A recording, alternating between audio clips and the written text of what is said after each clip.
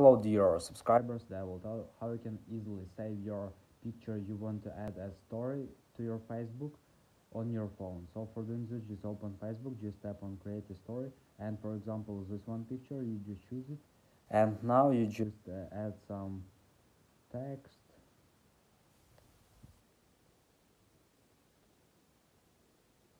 So you just tap on done, and now if you want to save this text to your phone, save the story for your phone to your phone, just tap on save button. Just wait until it will, so here you can see that it successfully saved into your gallery. So let's check it. So I will go back, go to photos, and in the photos you can see our story I've saved.